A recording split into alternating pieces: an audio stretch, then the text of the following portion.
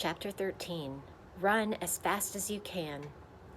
Still moving quietly so as not to wake her sister, Anne-Marie sped down the stairs and through the kitchen door. Her foot caught the loose step, and she faltered for a moment, righting herself, then dashed across the ground to the place where her mother lay. "Mama!" she called desperately. "Mama!" "Shh!" Mama said, raising her head. "I'm all right." "But Mama," Anne-Marie asked, kneeling beside her, "what's wrong? What happened?" Her mother pulled herself into a sitting position. She winced in pain. "I'm all right, really, don't worry. And the Rosens are with Henrik. That's the important thing." She smiled a little, though her face was drawn with pain, and she bit her lip, the smile fading. "We got there quite quickly, even though it was still so dark, and it was difficult for the Rosens, not knowing the path. Henrik was there waiting on the boat, and he took them aboard and down below so quickly to the cabin that they were invisible in an instant. He said the others were already there. Peter got them there safely too. So I turned and hurried home.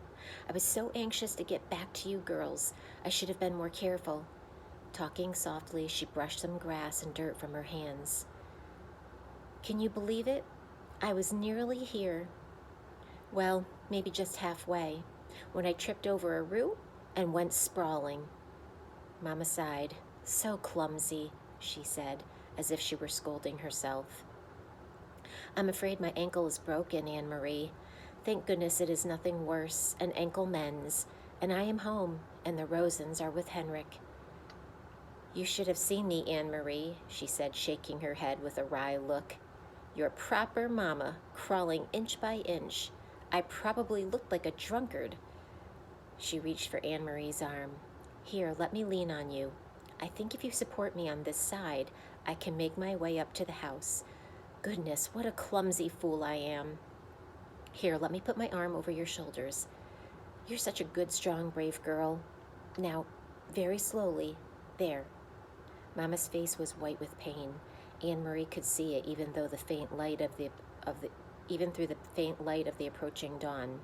She hobbled, leaning heavily on her daughter, pausing again and again toward the house. "When we get inside, I'll have a cup of tea, and then we'll call the doctor. I'll tell him that I fell on the stairs. You'll have to help me wash away the grass and twigs. Here, Anne-Marie, let me rest for a minute." They had reached the house, and Mama sank down to the steps and sat. She took several deep breaths. Anne-Marie sat beside her and held her hand. "Mama, I was so worried when you didn't come back." Mama nodded. "I knew you would be. I thought of you, worrying as I dragged myself along. But here I am, safe with you now. Everything is fine. What time is it?" "It must be 4:30 or close to it." "They will sail soon." Mama turned her head and gazed across the meadow to the sea and the vast sky above it. There were no stars now, only the gray, pale sky with pinkness at its border. "Soon they will be safe, too." Anne-Marie relaxed. She stroked her mother's hand and looked down at the discolored, swollen ankle. "Mama, what is this?" she asked suddenly, reaching into the grass at the foot of the steps.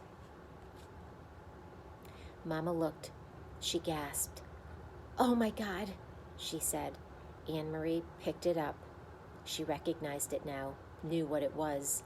It was the packet that Peter had given to Mr. Rosen. "Mr. Rosen tripped on the step, remember? It must have fallen from his pocket. We'll have to save it and give it back to Peter." Anne-Marie handed it to Mother. "Do you know what it is?"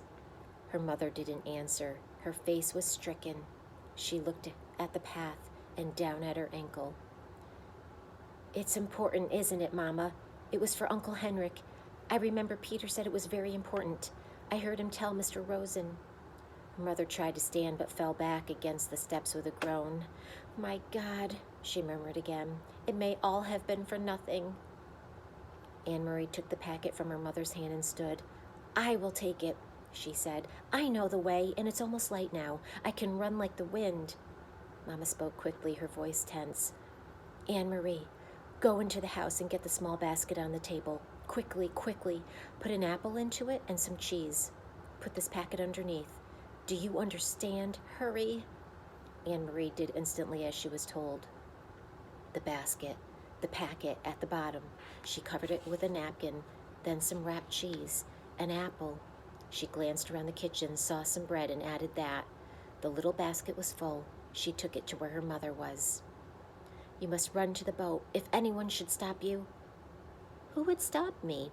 "Anne-Marie, you understand how dangerous this is. If any soldiers see you, if they stop you, you must pretend to be nothing more than a little girl. A silly, empty-headed little girl taking lunch to a fisherman, a foolish uncle who forgot his bread and cheese." "Mama, what is it in the bottom?" But her mother still didn't answer the question. "Go," she said firmly. "Go right now and run as fast as you can." Anne-Marie kissed her mother quickly, grabbed the basket from her mother's lap, turned, and ran toward the path.